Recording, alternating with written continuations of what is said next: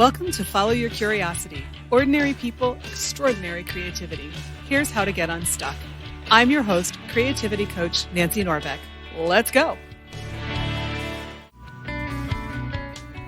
Before we get started, I want to let you know about a way to hang out with me online. If there's one thing I know for sure, it's that when ordinary people engage their creativity, they connect with their joy and their deepest selves come to life. I've started a newsletter called The Spark. It's a place for me to experiment with my writing and share it with an audience, and also a place to get to know you better. I'm using the Substack platform because it offers some really cool ways to connect with readers, including comments and chats. I'd love for you to join me as we form a community that supports and celebrates each other's creative courage. Because it's an experiment, you never know what sort of thing I might share on The Spark, and honestly, neither do I. Could be my thoughts on something I've noticed recently, a poem, a response to a photo or a piece of music, or just something completely unexpected. It's always accessible, always personal, and usually has something to do with creativity. The Spark is where I'll be adding programs for subscribers and listeners too, so you really want to be there to hear what's happening. It is totally free to subscribe, and you can find a link to The Spark in your podcast app. So sign up today. I can't wait to see you there. Podcaster Jesse Jackson hosts shows on topics from Doctor Who to Babylon 5 to musician John Hiatt to Bruce Springsteen. I met Jesse when I appeared on his show Set Lusting Bruce, where instead of Springsteen, I talked about my deep affection for the Norwegian band a-ha. I wanted to hear about Jesse's creative adventures in both fandom and podcasting, and we talk about everything from why you should stop thinking about trying something new and just do it, what we've both learned from our podcast experiences, and why everyone has a story that deserves to be heard. And there might just be a little dishing about Doctor Who in the mix, too. Here's my conversation with Jesse Jackson. Jesse, welcome to Follow Your Curiosity. Thank you, Nancy. Excited to be here. I think curiosity is a good thing, and too often we don't follow it, do we? So good job for you bringing this out. Amen to that. So I start everybody off with the same question, which is, were you a creative kid or did you discover your creative side later on? I was a kid who loved reading.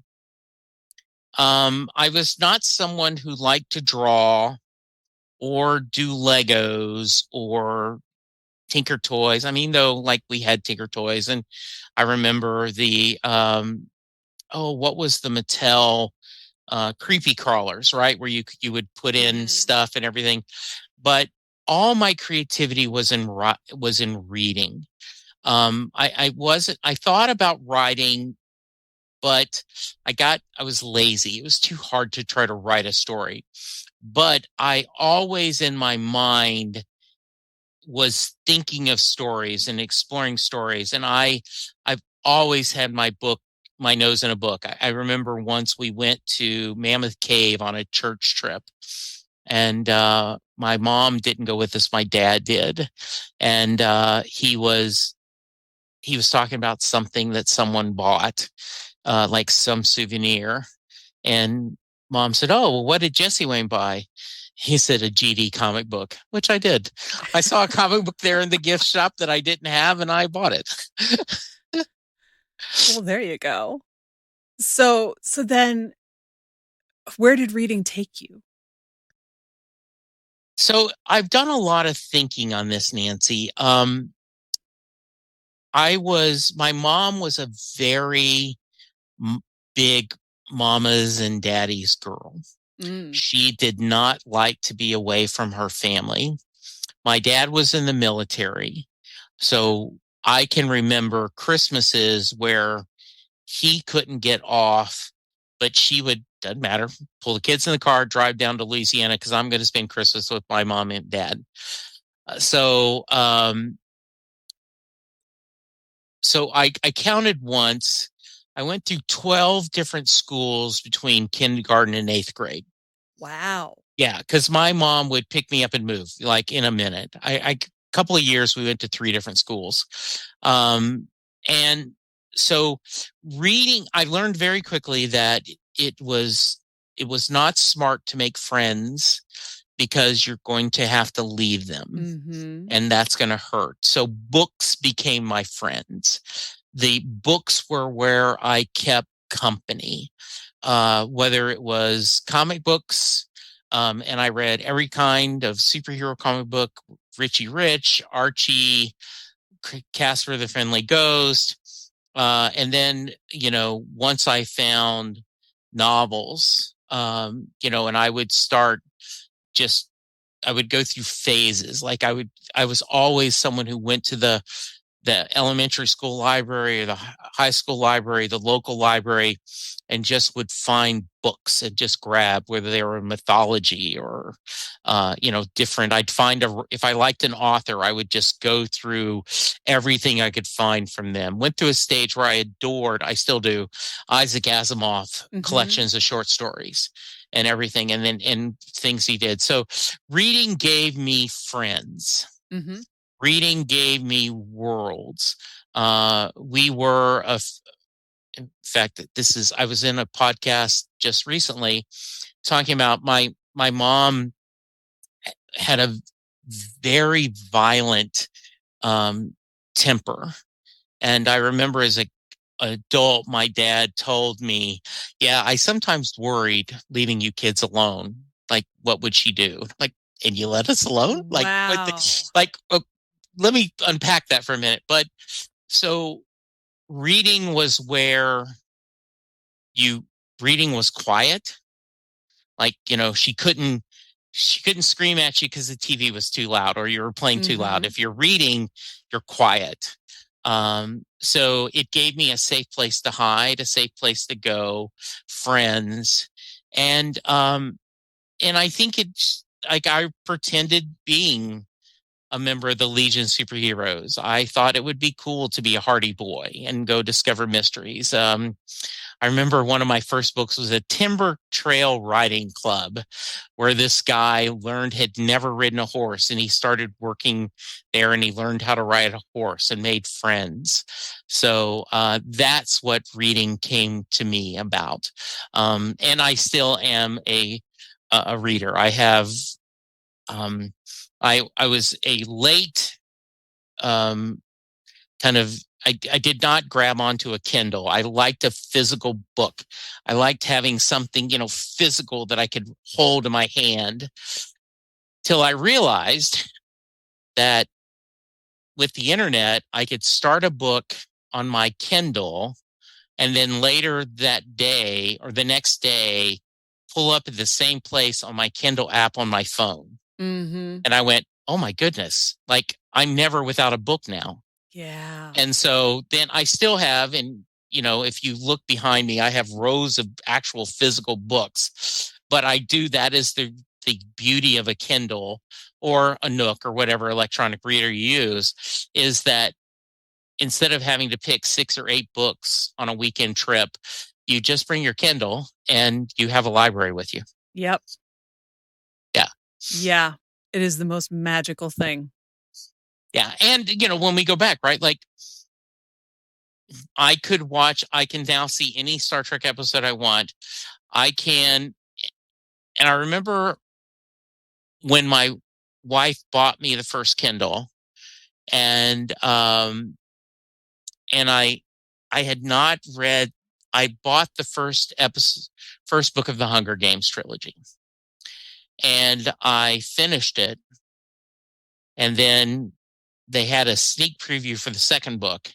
And then it's like, do you want to buy this book? And you pushed one button and poop, it's there. Yep. I went, okay, this is dangerous. This is dangerous. That's funny because that was the first book I read for Kindle too, but I read it on my iPad because I didn't have a Kindle yet. And that was when I decided that I wanted the Kindle because the iPad was too heavy. Yes. Yeah. But that was my first Kindle book too. Yeah. And, and the other thing is, this is very sexist and I apologize, but I've heard this quote years ago and I think it's so true. I buy books the way some women buy shoes. and I realize that's slightly sexist, but the idea is right. I just want it because I want it, right? I want to own that book. And part of the joy of a Kindle is you can say, well, I'll put this on my to purchase list. So I don't have to pay for it now, but I know that if I wanted to get it for $8.99 or $15.99, it could be there and immediately. Like, I haven't bought the new Stephen King book Holly yet because I know I'm not ready to read it. And 8 years ago, doesn't matter. Still got to buy it. It's a new Stephen King book. Order it. And now that I'm like, no. I can wait till I'm ready to buy it. And I don't have to go to a bookstore. I can just go to my Kindle, to my app and order it. And it's there. Right. Though the other great thing about the Kindle, of course, is that you can have 2,000 books and not have to store them anywhere. Yes. Yeah. Yeah. I mean, if I had to store all the books that are on my Kindle, I'd be in so much trouble. It is. And, there's also a beauty to, I feel like rereading this book.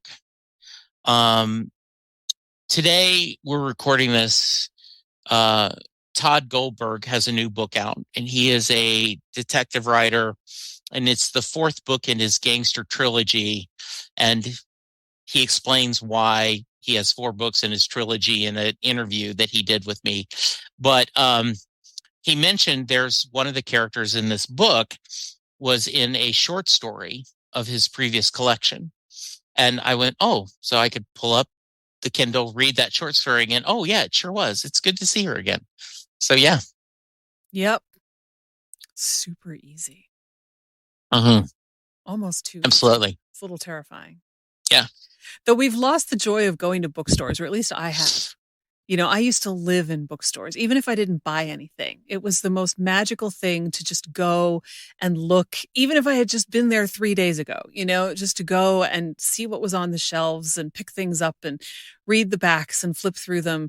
And I don't do that anymore. And it makes me really sad when I think about that. Nancy, there is, I remember people who would have collections in an index card kept in their wallet or their purse of books they were missing in a series. Right? So I'd go to the used bookstore, look for it. I think it's a common story for people who are my age, and that when you found the new artist, you would go to whether it's a writer or a musician, you had that same thing. You would go to the music store and you would go to where the albums were and you'd look up their album. Yeah.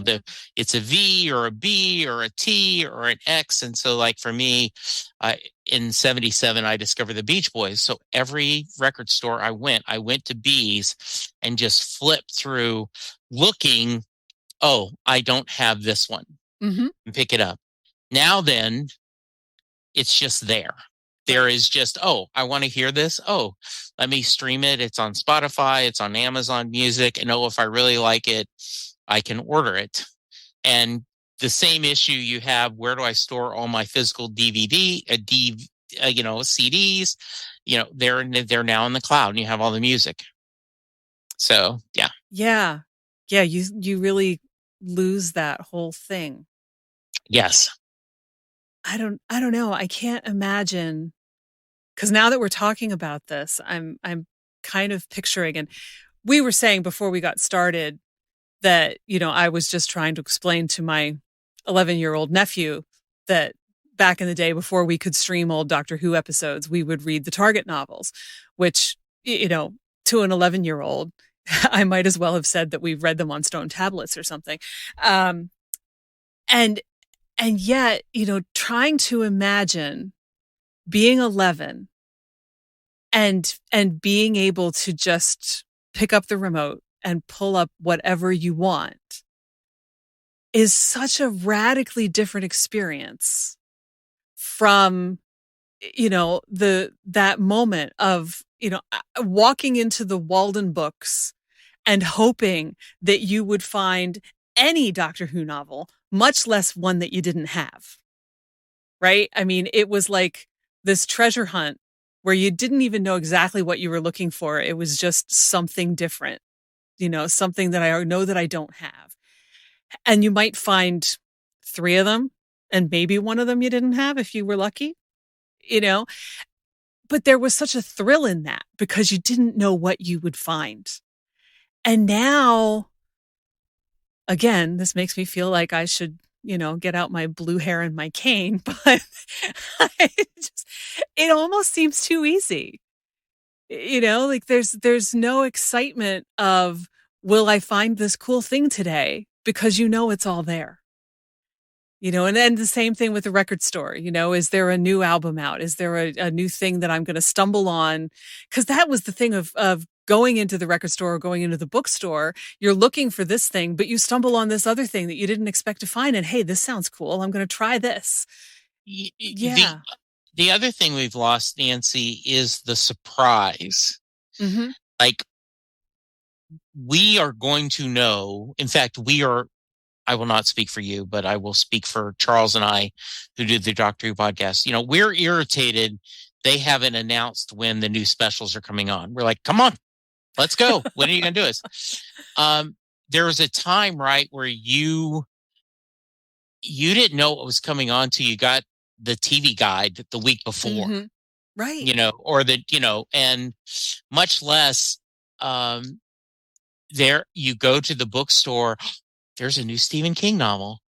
I didn't know there was a new Stephen King novel. I didn't know. And now then we know months in advance. Right. We know the date. It can be delivered to our Kindle, or if you want the hardback, I still buy a lot of music on physical discs just because I'm an old fart.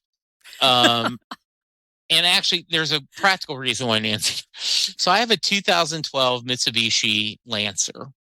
And that model came with a hard drive. So if you put a CD in the CD player, it burns it automatically to a hard drive. So then you didn't have to carry the CD. So I have like 200 CDs on this hard drive that I could listen to anytime, right? Like if I want. How cool.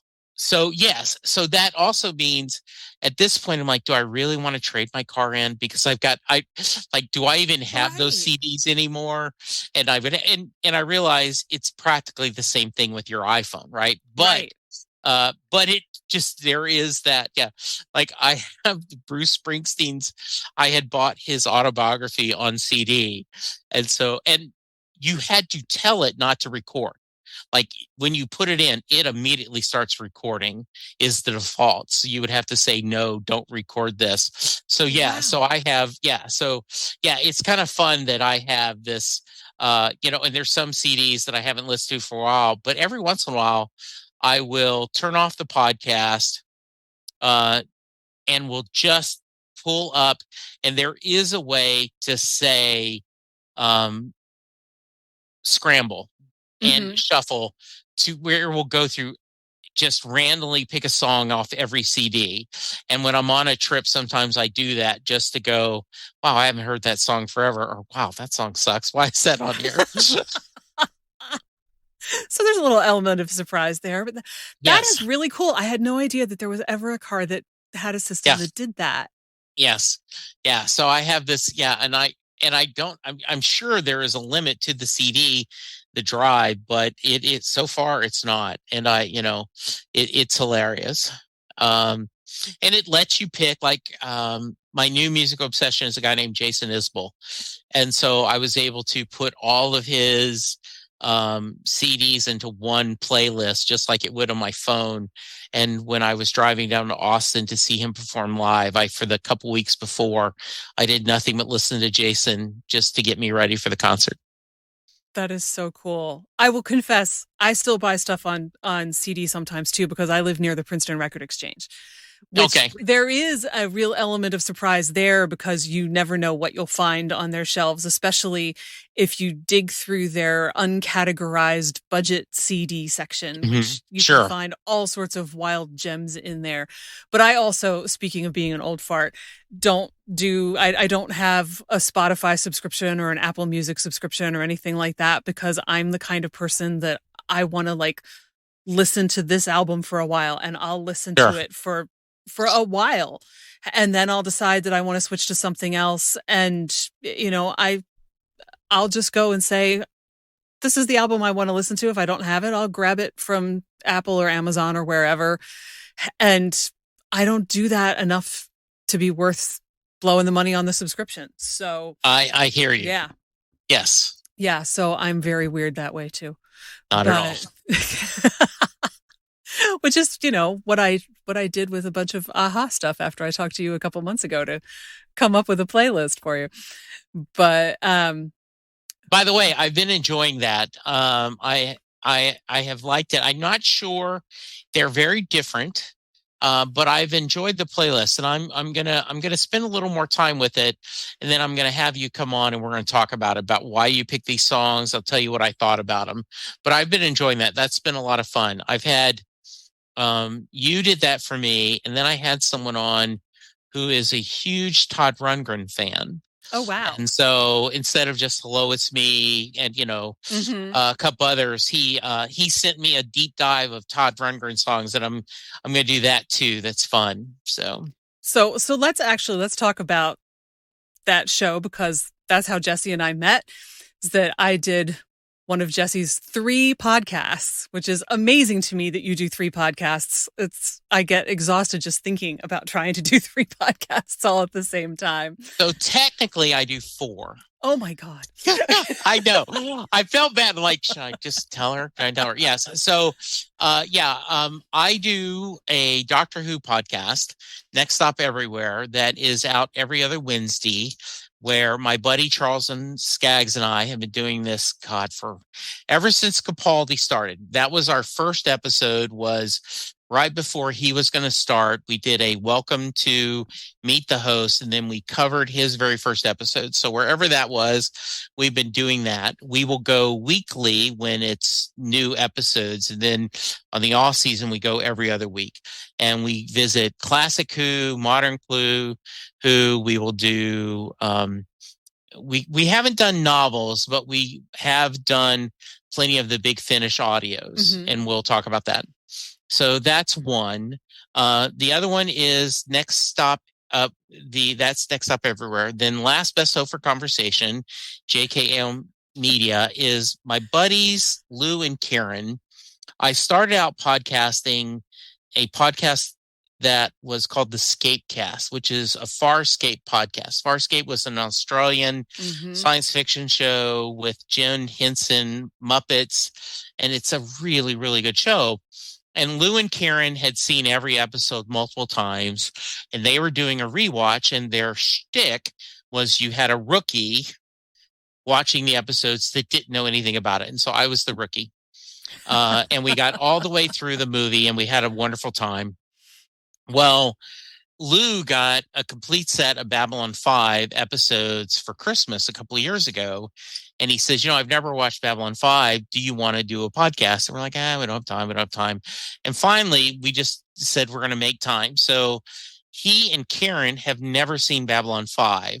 I've seen every Babylon 5. So we have switched. And so every week we discuss a new episode of Babylon 5 for them, an old one for me. And then we do that for the first hour recording. Then the second hour, just for fun, we randomly pick just a show. Right now we're going through 12 Monkeys. We went through the English. We've done the Station 11. Each of us takes turn picking a series to talk about, and we do that. So then Perfectly Good Podcast is my smallest podcast as far as listeners, but it's a sweet one.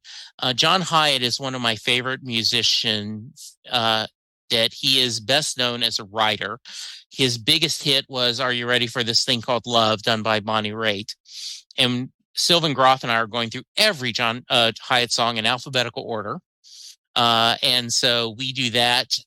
We do that weekly. Wow. We put out an episode for that. And then Set Listing Bruce, which is the podcast that takes up most of the time where you and I meet, is a podcast dedicated to the power and magic of music.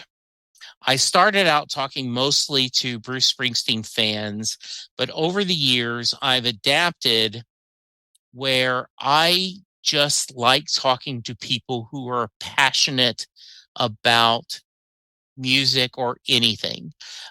Usually we go in through a music angle for except yourself. You loved Aha. But we also talked about creativity and your podcast and everything. So that's where, and that's, I've done over 1,000 episodes. I've been doing this since 2015. And I just have talked to people from around the world, from Russia, from Europe, UK, South Africa, Canada, all over the US, and just talking to people about music and sharing stories. And it has truly been a major blessing in my life, to hear how music has helped people so much to celebrate the good in their life and to get past the bad in their life. Yeah, that I can see how that would make sense, but also just from my own experience, I've been doing this for nearly 5 years now. And the range of people that I've been able to talk to, and I haven't done nearly as many episodes as you, has been amazing. You start something like this and you really have no idea just where all it's going to take you, which is part of why I think anybody who wants to start anything should just do it, even if you don't have the faintest idea what you need, where it's going to go, especially if you don't know where it's going to go. That's okay. Let it take you where it wants to take you. But, if you think about trying something new, starting something new, this is one of the reasons you should do it, because you cannot predict the scope and variety and wonderfulness of the people that you will encounter and the things that you will learn from them. And it's amazing. Nancy, I'm so glad you said that. I see, I'm in different Facebook groups and Twitter hangouts and stuff, and I'll see people, well, I'm thinking about starting a podcast. And I always want to go, quit thinking about it and just do it. Yeah. Right. And the other thing I think people make the mistake of is they invest a lot of money into equipment to start out with. Like, no. You really can just do this very inexpensive. And just my advice is make sure it's a topic you want to talk about, because you may not get any listeners to begin with, and that's okay, because you don't care if it's a topic you want to discuss. 2, make sure it's a topic broad enough that you're not going to run out of ideas, right? Yeah. You have to give it, and you do need to be a little specific. Well, I'm just going to have a general discussion topic. Okay, well, that's hard to sustain. Yeah, because you got to have a little bit of a hook. And 3, just do it. Just get out there, record it. The first episode's going to be bad. The second episode will be a little better, and then you'll continue. And there are still times when I sit there and go, God, I sound horrible. Boy, that was dumb. But I have fun. Yes. And the other thing that I think probably stops people, even if they don't consciously realize it, is that everybody hates the sound of their own voice. All joking aside, that guy loves the sound of his own voice. Yet not when you hear it on a recording, right? It freaks you out. The fastest way to get over that is to start your own podcast and start listening to your episodes, because, you're going to cut out whatever, edit down the beginning and the ending at the very least. I think it took maybe a month before it doesn't bother me anymore. You just get used to it. So if you're thinking about starting a podcast and that freaks you out, just keep going in the knowledge that it won't take that long before it just literally you won't even notice the difference anymore. I agree with you. I had the exception today.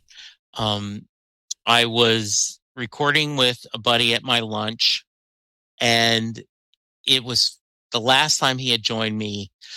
He said something after he said, "I've been thinking all day. I'm tired of talking pro wrestling," because he does a pro wrestling podcast. "I can't wait to talk Bruce. And the first thing you do is ask me a wrestling question." And I went, so when I got him today, I said, "And I'm not going to ask you about LA Knight, which is a new wrestler." And he laughed and I laughed, and I heard my laugh and I heard me squealing. And I went, "God, you sound horrible." And it had been a while since I've had a problem with my voice. I agree with you. I think all of us remember as a kid with a cassette tape, Mm-hmm. and you're going, "That's not my voice. Right. That isn't what I sound like." And then someone explained, it's because you hear yourself through the bones and all this other. But yeah, once you get used to editing, it's like, yep, that's me. That's me. it. And Linda will joke. Linda's my wife. Every once in a while, she is not all the time, but every once in a while, "Ooh, you got your podcaster voice." Like she'll walk by where I'm recording and like, "Oh, that's it. You must be talking serious because you've got your podcast voice on right now," versus my normal, just high pitched visiting story. Yeah. Yeah. So do you think then that the Springsteen podcast is the one that you've learned the most from? Yes. I learned a lot about editing. I also learned a lot about understanding sometimes it's not going where you want it to go, and you have to control the conversation. Other times, what you think is going to be a great guest isn't. Mm-hmm. And you're like, "Okay, I've got to cut bait, politely, we'll do this." The other things I've learned that work really well for me, and I saw a discussion about this week, is someone said, "Do you give your guests the questions in advance?" And there was a lot of people that said, "Never, never. I don't want them prepared. I don't want it." And, I said, I give an agenda, because we're going to talk about a musician. And often I have people joining me who aren't used to talking in public, or are used to talking about something else. They are a podcaster about curiosity or substance abuse or, building a team. And so I want to kind of give them an idea about the topics that we're going to discuss. And most of my feedback from my guests is, I really appreciate that, Jesse, because I kind of, and we never do it directly. And you've been a guest. We don't, "Oh, now it's time to ask this question." Mm-hmm. You just have a conversation, but in the back of your mind, he's going to ask me if I've ever seen this band live and how many times, and, and tell stories. And it gives the guest a chance to say, "Oh yeah, I had this experience and I want to make sure I remember to tell it because I think it's a good story." Mm-hmm. Yeah. That's the biggest thing I've learned. I have to remind myself all the time. I get caught up on the download numbers like everyone else. Like, wow, I was down. Gosh, June, no one was listening to this podcast. Like, what did I do wrong? And then in August, it went up, and you're like, okay. And so you realize that you just got to put it out there and remember you're just doing this because you love doing it. Do you find yourself, because I tend to notice that for some reason the numbers are lower in July. Oh, yes. And I, though for some reason this year they were higher. I don't know. It was weird, but I find myself just kind of inventing reasons like, oh, everybody's on vacation. It's July. Everybody's on vacation. And then like, oh, September, everybody's back from vacation. I'm like, I have absolutely no way of knowing what's going on in July or September, but the human brain just makes stuff up because you want to know why the numbers are the way they are. So from May to June, my downloads went in half for Set Listing Bruce. Yeah. In half. And July, they went up a little bit more. But then in August, like it went higher than it was in May. So I'm like, okay, are they playing catch up? Is it the summer? People are too busy to listen to a podcast. So yeah, so I remember that there are themes that business will go bad in the fall during the state fair here in Dallas. Food, people go to the fair, so therefore restaurant sales are down. I'll go get my hair cut and they'll say, yeah, we had an uptick because school's starting. Mm-hmm. So we got a lot more. But in the summer, business is slower because people are on vacation. They don't go.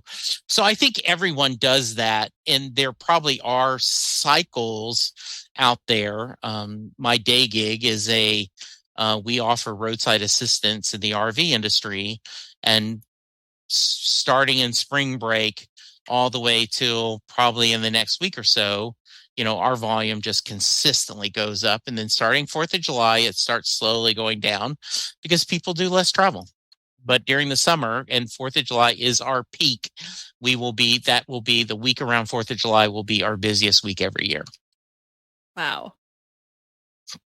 I never would have thought that there was, roadside assistance specifically for RVs, but it makes perfect sense that there is. Yeah. Carefree RVing is our slogan. And it's such our owner is such, he loves the outdoors.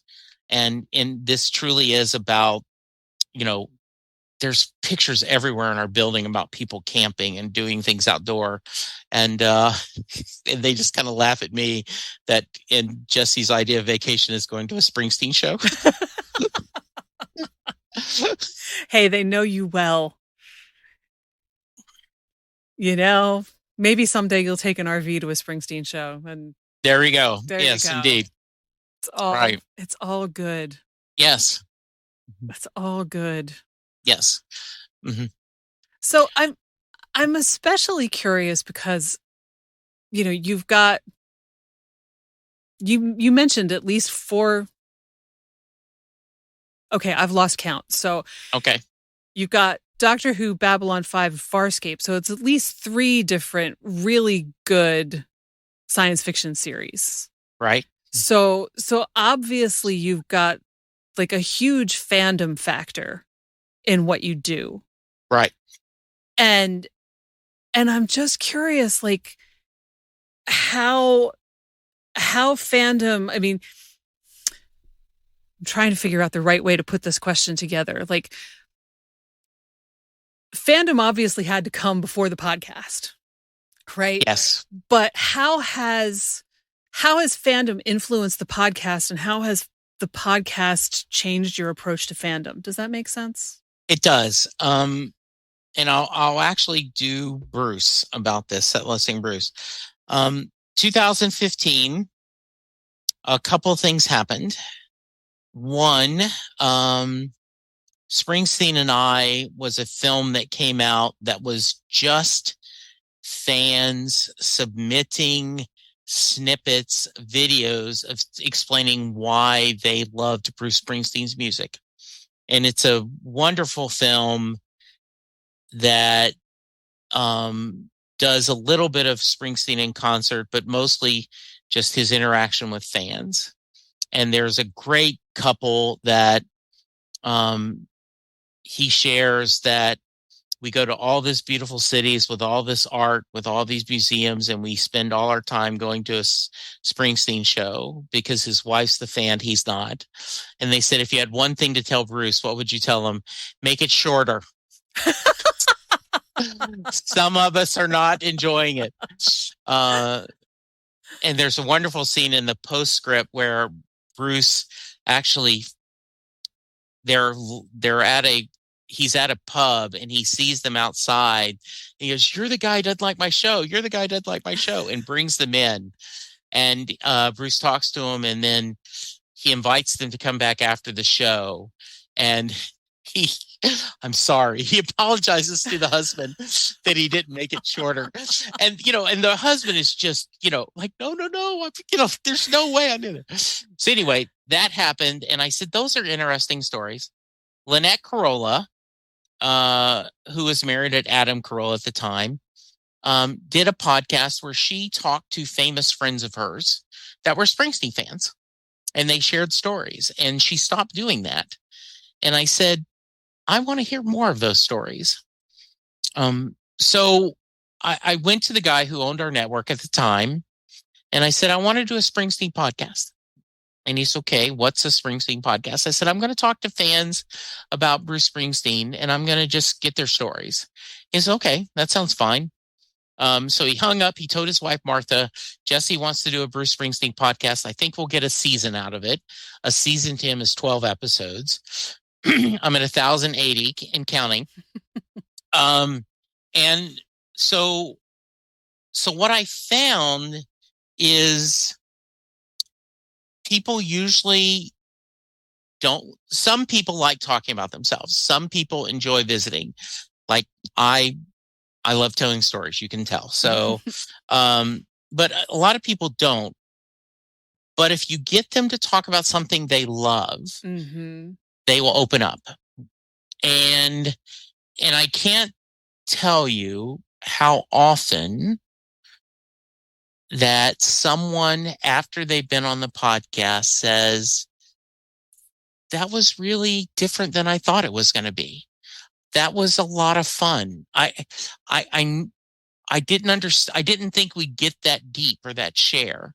And I think it's because, we kind of start with the music and then we share why is something. It's similar to your podcast, right? Like, what about your curiosity and your creativity is stopping you? And how do you push those muscles? I remember you talking about when I had you on, right, that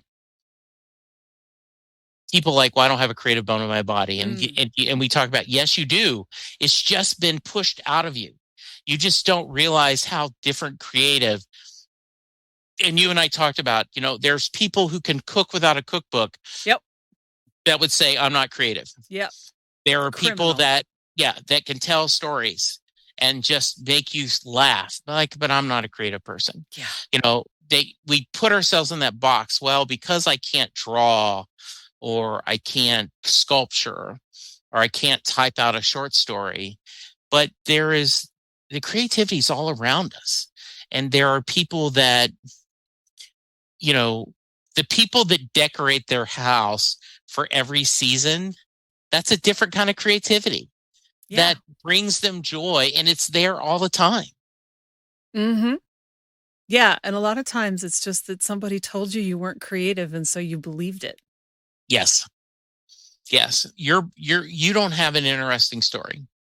And I tell all my potential guests, I've said, everyone's got a story, and it's part of my duty to get them all on tape, even though it's not tape, but I'm old, right? It's the idea. And because, and it does hurt sometimes, Nancy, when you get a really, really good story that people go, well, man, I don't have anything like that. And I will make a point of, it's okay. In your own way, your story is just as important, it's just as powerful. I recently had a podcast that I'm really, really proud of. And they had been an article about Sarah, and she was connected to me. And so I will urge, if you never listened to any other Set Listing Bruce podcast, dear listeners, go listen to Sarah Gregory's story, and I will give you in very quick the bones of it. 20 years old, grandmother murdered by a friend of the family. leads her to substance abuse, self-medication. After many years, she got sober. But her but was, I'll never forgive that man.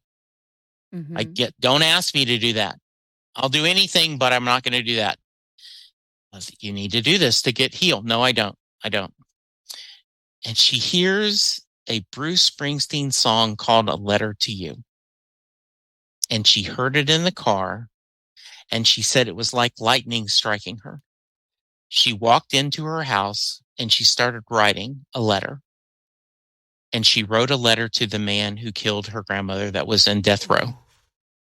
And she shared all her feelings. A couple weeks later, he wrote back.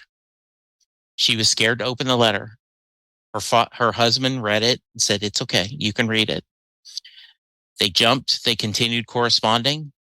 And 2 days before he was going to be executed, she was there. They spent time together. His family forgave him because they said, if you can forgive him, we can forgive him. Wow. And one of the last things he looked at was her when he was executed. All because of a silly song. Man. So I do not, spoilers, I've just told the ending of the story. But hearing her story and hearing it break down is something amazing. I was so impressed that she was able to share that story with me. And so then people are like, well, gosh, I don't have anything for that. I'm going, no, but the story of you seeing Bruce when you were 17, and then 30 years later, your 17-year-old son is going to a Bruce show at the same stadium, hearing the same song, is a story needs to be shared. Mm-hmm. Right? Right. That doesn't make your story any less interesting or worthy. Yeah. And I think that's, we sit there and there is so much sadness in this world, and there is so much darkness. Anything that can bring positivity and light and joy in your life, do it. If it's coloring on a coloring book, do it. If it's making bad looking pottery, we don't care. And I they joke about, right, like sing loud in the shower. Doesn't matter whether you can sing, good or bad, just sing your song. And I think that's why I love your podcast, is that you are making the point to people, get out there and light a candle instead of cursing the darkness. And that's what I said. When I started this podcast, I wanted more Springsteen stories. So in the spirit of lighting a candle instead of cursing the darkness, I started myself. So do it, because you will be happier yourself. And you have no way of knowing the ripple effect of you doing this that could help someone else. That is so true. I mean, like you were talking about the numbers before, you can look at the numbers, but the numbers don't really tell you anything. No. The sad thing, but for all we know, maybe it's not a sad thing. We don't know unless somebody contacts us what the impact is from somebody listening to our podcast. We really have no clue. We're basically shouting into the dark and hoping that it lands somewhere and does somebody some good. We have no clue at all. But that is a frustrating, and so you just kind of have to go. I just was listening to a podcast, History of Rock and Roll in 500 Songs. Andrew Hickey is the host. He is doing this massive project. He is going to tell the history of rock and roll in 500 songs. So he does this. And someone asked him what's his favorite episode. And I wish I could remember the title, but he said there was an episode where a young woman sent him an email and said, the person you mentioned raised me. They were my uncle. And I didn't think anyone knew his story. And you, by sharing that story, because I had heard him tell it all the time, made me smile because someone knew that my uncle made music and now known. But we don't get that often. We don't get emails from people or voicemails. Gosh, it's hard to get an iTunes an iTunes review. I'm serious, Nancy. Here is the frustration, listeners, and if you allow some self-indulgent, Bruce Springsteen will turn 74 in September. And so September 23rd is his birthday. So I am currently trying to make an audio birthday card for Bruce. Okay. Here's the voicemail. All you got to do, call this number, say your name, where you're from, happy birthday, Bruce. I've got 16 people who've left a message so far.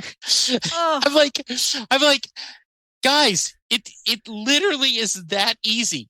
Dial the number, leave a voicemail.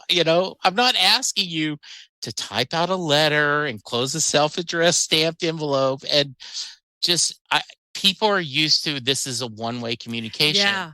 And they don't think about, oh, well, yeah, you tell me you want, but you really don't. And I'll do someone else, right? Yeah. And it's sad for something like that.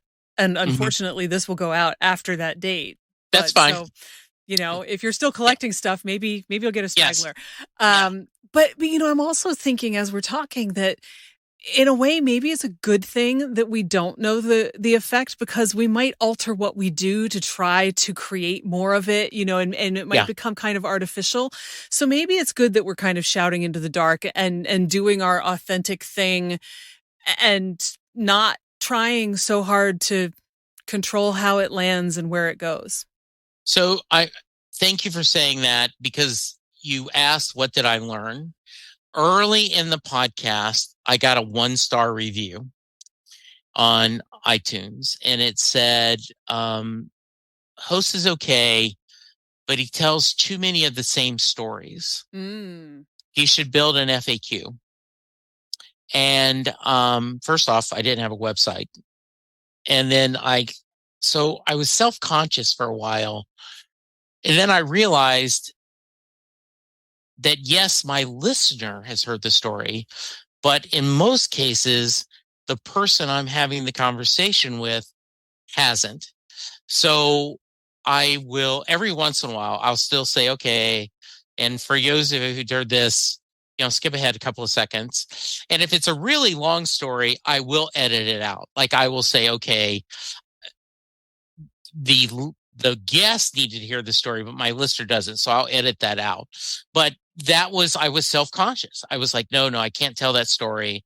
And funny, someone on the John Hiatt podcast said, God, Jesse sure mentions Bruce Springsteen a lot. And my co-host said, does he not realize who you are? So I went a whole episode without mentioning Bruce. And Sylvan laughed at me because she could see a couple of places I was like, and so we now have made it a drinking game. Are you aware of the drinking games, right? The different social media drinking games? Yeah, like especially in fandom. Mm-hmm. So we now say, and speaking of Bruce Springsteen, take a drink. And we got to thinking, I hope people understand, that it doesn't have to be alcoholic beverages. Yeah, we're not suggesting you get completely, dangerously drunk while you listen to this podcast. Yeah. Yeah, well, and that's such a great illustration, though, because we hear that piece of feedback and we think, oh, I've done this horrible thing and I must change the way that I am. And, you do too much of that and you totally lose track of who you are and what you were trying to do in the first place. So, feedback can be great to a certain extent as long as you don't lose track of yourself and what you're trying to do in the process. So I heard a story from my sister-in-law, and it's kind of a stretch, but I think it's close enough. She says kids can't win. And she says, if you're in the kitchen working and your kid comes in and says, "Hey, Mom, can I get a sandwich? Can't you see I'm busy?" You know? And so then you go, you sit down in the living room. "Mom, can I get a sandwich? I was just in the kitchen. Why didn't you ask me?" Right? Mm-hmm. Often that's what happens with us, right? Well, I think it should be shorter. And the next listener, well, I think it should be longer. I think you should ask these questions, or no, you shouldn't ask these questions. I end every podcast with the Mary question, as you're very well aware. And I got someone the other day that said, because someone said, "I haven't listened to the song, Jesse, I can't answer." And I'm like, okay, no Tell problem. everybody about the Mary question. I will. Jay Armstrong is a honors English teacher that is now retired. But when he was teaching, he would give his students the lyrics to Bruce Springsteen's song Thunder Road. And the song ends with, "This is a town full of losers. We're pulling out of here to win." But the actual lyrics is, "I'm pulling out of here to win." And the question is, does Mary, who is he singing to, get in the car at the end of the song? It is very vague in the actual lyrics, and you can make your own decision. And so that has gotten to be my shtick of, I end every podcast with that question. Whether you're a Springsteen fan or not, I tell them in advance, listen to it. And so every once in a while, someone will say, "I didn't listen to the song, Jesse. Can't answer." Okay. And I don't like chastise. I'm like, okay, fine. Had someone said, "I don't think you should let them be on the podcast if they didn't do the homework." I'm like, it's okay. It's okay. Now, my favorite is someone who says, "I don't know, but I'll get back to you." And then like 3 weeks later, "Okay, Jesse, I'm ready to answer the question." Like, okay, do you want me to call you and we record it? Do you want to email the answer? And they do. And I've seen them, they'll email me and like, "Hey, Jesse, this is blank. I just want to let you know when I was on your podcast, I didn't have the answer." And often, because we have that backlog, right, I'm able just to edit it in. Right, So, right. Oh, that's funny. Yeah, that is. Yes. So that's the Mary question.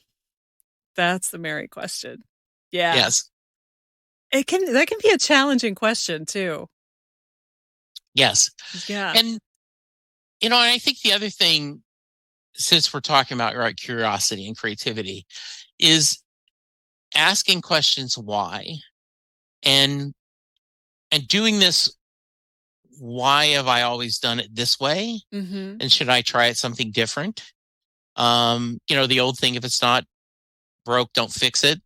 But there is sometimes where, yeah, if it is broke, fix it. If it is, if it isn't broke, do break it, right? Yeah. So I think, all of us, extremes on either side are bad, but the idea of trying something new and trying something different, and it's okay if you're bad at it. Right? It's okay if you've always wanted to learn a musical instrument, like it's something I've wanted to do in the back of my mind, and I just haven't taken time because I'm doing 4 podcasts a week and plus, and reading way too much. But I have kicked around buying like a ukulele and just playing with that just to have fun playing. Every once in a while, I don't know about you, but I'll see someone, "What would you tell 12-year-old you?" And I always say, I'd say, learn the guitar, listen to more Bruce Springsteen, and and walk a little bit more to try to lose a little weight, because the older you are, the harder it is. But yes, listen to more Bruce Springsteen, learn the guitar. Forget buying Apple stock. That's the thing you need to do. Yeah. Yeah. It is an interesting balance to strike, like when you were talking about, everybody has an opinion and it should be longer, it should be shorter and whatever. It kind of reminds me of, listening too much to people in focus groups. Because there are people who will sit down and listen to feedback that is like all of that. And, well, one person said this and one person said the opposite, and another person said something completely random and bizarre. And obviously we should try to do all of it. Well, you can't do all of it. You try to do all of it, you're going to end up with some strange, weird mutant thing that makes no sense to anyone. So you have to kind of pick your battles there. You have to figure out what makes the most sense for what you're trying to do. But yeah, it's interesting because it's worth challenging yourself. It's worth getting out of your comfort zone. But there's also something to be said for this is the way that works for me. Yeah. And so it's you kind of got to just feel for the moment. Is this a moment that makes more sense to do it the way that works for me, or is this the moment that makes more sense to try something else? Yeah. Nancy, right now there's a little bit, there is a small but vocal group of Springsteen fandoms that are not happy with the songs he's performing on the tour. Set Lusting Bruce was based off the premise that when Bruce tours, often he changes the set list fairly often. So therefore, if you aren't in the arena and you're following on social media, instead of set listing, you become set lusting, like, oh, I can't believe he's playing that song. I wish I was there. And so he's not doing a lot of that this time. And there are people that, well, he should stop playing this song and start playing that song instead. And my premise has always been Bruce should play what he wants. But just his job is to entertain us, and either like the show or you don't. But I do throw this. I go, you realize none of us will agree on which songs he has to drop and which ones he puts back in.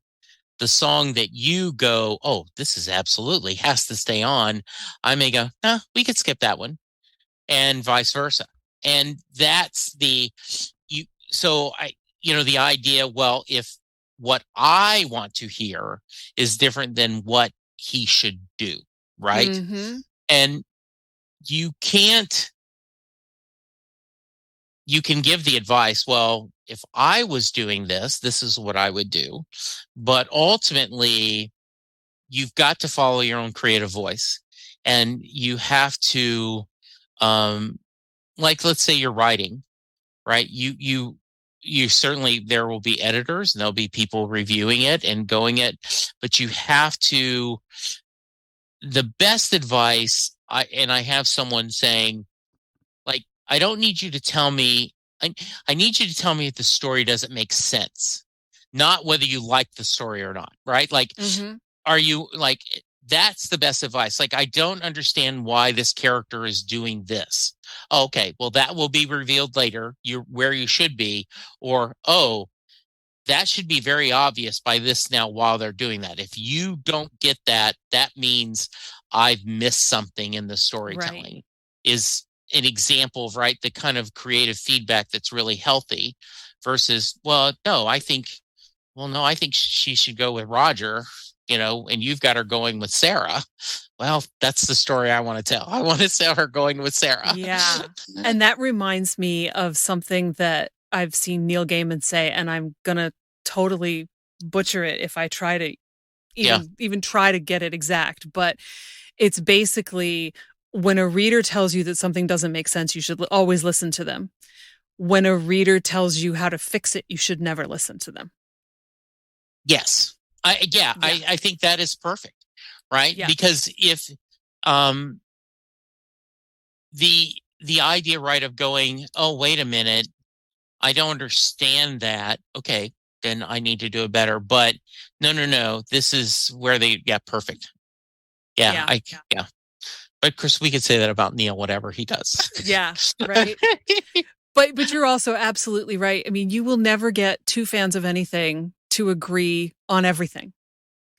No. I saw a post on the site formerly known as Twitter, like this past weekend, I think, looking for, the Doctor Who episodes that basically are universally loved. And I'm like, yeah, good luck. Good luck. The episode that I absolutely love, somebody else is going to hate, and vice versa. There's the fandom is too big and there are too many episodes, and that's just how it's going to be. And that's probably how it should be. It's just, there's no such thing as the perfect anything. Somebody's going to have an opinion that differs from somebody else about all of it. Yeah, the example I give is many people will tell you the song Jungle Land from Bruce Springsteen's Born to Run album is one of his greatest epic songs. And I do think that, listeners, if you want to go listen to it, it has a brilliant saxophone solo that is wonderful. But I just don't care for the song that much. And it is universally loved. I mean, people lost their blank when he played it at the last show. Oh, we played Jungle Land. It's been so long. And I'm like, eh. Yeah. And I know I'm wrong. Nancy, I know I am wrong. I know it's like saying, I don't care for Blink. What? What do you mean you don't care for Blink? Well, just don't, And, but it didn't speak to me. The song did not speak to me. So I always give that as my example of, well, I don't want to give you an opinion, Jesse, because it'll become a controversy. Look, I don't like Jungle Land. So I've given you safe boundary, right? Nothing is more shocking than that. Right. Yeah. Yeah. I mean, I am a little worried because I think Blink is one of the best episodes of any show ever. So I absolutely adore Blink. Okay. In fact, that's my favorite Neil Gaiman comment, right? He said, and I'm going to get it wrong. He said, he's a Time Lord, that he can regenerate to different pieces. He travels in a police box with a TARDIS that's bigger on the inside. Now go watch Blink. There you go. That's all you need to know, right? Yeah, so, that's about it. It's a great episode. Yeah. If you've never seen Doctor Who before and you want to get an idea of what the show is, there's an episode called Blink. It's from the 3rd season of the new series, and it's fantastic. And I highly recommend you watch it at midnight in the dark. Yeah, in fact, Blink is one of the episodes. My wife is not a Doctor Who fan, and every once in a while, we do swaps, right? Like, we don't swap partners. We're old and we've been married too long that we never would have been comfortable with that. But what we say is, I want you to watch Rachel Maddow for an hour, Jesse. And what do I owe you? Well, I want you to watch an hour of Doctor Who. And we watched Blink, and Linda's like, that was really good. Yeah. And also you didn't need to know really a lot about Doctor Who. Nope. It's just a really, really lovely little 45-minute story. Yep. Stands really, really well on its own. Yeah. Mm-hmm. Kind of a little mini masterpiece. Yeah, it really is. Yes. But there are people out there apparently who hate it. So, and I apparently disappointed somebody by confirming that, yes, there are people out there who do not like the end of time, like me. Yeah. Yeah. Yeah. I mean, one of the things I found interesting is when I started watching Who, it was during Tennant's, Matt Smith was the first Doctor I watched fresh. And so I had gone through the previous on DVD, and I didn't understand anyone having Eccleston as their Doctor. Oh. I didn't get it. I just I don't get it. He was perfectly fine. And then as we're doing the podcast, we've gone back and watched. I went, oh my goodness, he's brilliant. This is a shame we only got one season with Christopher Eccleston. I mean, absolutely.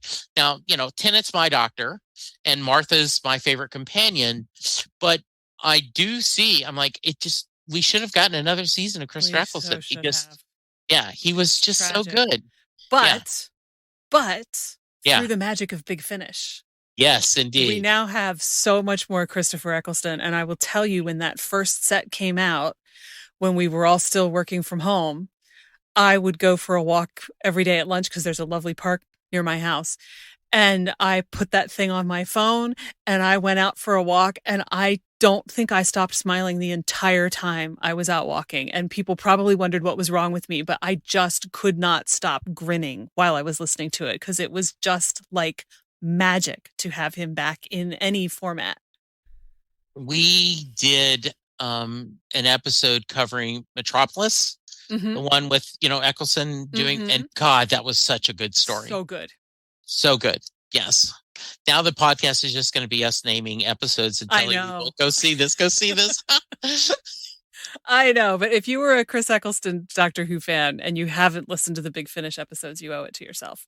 Yeah, they really are so good. Yeah, he was magic. Just having that back. I didn't realize you weren't a classic Who fan. So when that show, when it came back, it was for me, it was equal parts excitement and trepidation. Like, oh God, what are they going to do? But it's back. But what are they going to do? But it's back. That's exactly what my buddy Charles, who's my co-host. And so I've really have learned to adore Patrick Troughton, Jamie, and Zoe as that TARDIS set. I just really, really love those. And for you who don't know, that's the second Doctor. And Jamie is the reason why we have Outlander. For those of you who may not be aware, the TV show and the book series. He was the inspiration for that, Jamie. Yeah. And I absolutely understand why Sarah Jane Smith is just adored the more I watch classic. And I really do, I've enjoyed all of them. And each of them in their own way. And you really can see why Classic Who was just beloved. And even as they kept cutting budgets, there still was just some magic in that. Yep. Yeah. Absolutely. To make something that lasted that long with no money at all, it's kind of amazing. It absolutely is. Yeah. You had to have some good stories in order to pull that off. Absolutely. Good. So... Well, I have loved this conversation, unsurprisingly, and I know that we could sit here and keep going for another hour or two if we aren't careful. Yes. But thank you so much. This has been a great time, and I look forward to the next time, too. Well, Nancy, you're welcome to join me anytime. So to give a little bit, she gave me a list of AHA songs that I'm listening to, and she's going to come back on Set Listing Bruce, and we're going to talk about how I felt about those songs. So I'm excited about that. And, we always can have you on Next Stop Everywhere to be a guest companion. We do that. I will send you information about that. That's a lot of fun. We pick a classic episode, and then Charles and I, and we do. Often it's just Charles and I talking about what we do, what we call the Gross Companion. So like if you have a classic episode that I can send you a list of what we haven't talked about. If you go, oh, I love this one, we'll schedule it and we'll have you in and see that. Yeah. Very cool. And I will include the link to my previous Set Listing Bruce episode. And if you want to send me the link to the one you were telling us about, I'll put that one in the show notes too. I will. So yeah. We will meet again. Absolutely, we will. And yeah, so thanks much. Thanks. Bye, everyone. Bye, everybody. That's our show for this week. Thanks so much to Jesse Jackson and to you for listening. Please leave a review for this episode. There is a link right in your podcast app, and in it, tell us about a time when starting a new creative endeavor made a difference in your life. If you enjoyed our conversation, I hope you'll share it with a friend. Thanks so much. If this episode resonated with you, or if you're feeling a little bit less than confident in your creative process right now, join me at The Spark on Substack as we form a community that supports and celebrates each other's creative courage. It's free, and it's also where I'll be adding programs for subscribers and listeners. The link is in your podcast app, so sign up today. See you there, and see you next week. Follow Your Curiosity is produced by me, Nancy Norbeck, with music by Joseph McDade. If you like Follow Your Curiosity, please subscribe, rate, and review on Apple Podcasts or wherever you get your podcasts. And don't forget to tell your friends. It really helps me reach new listeners.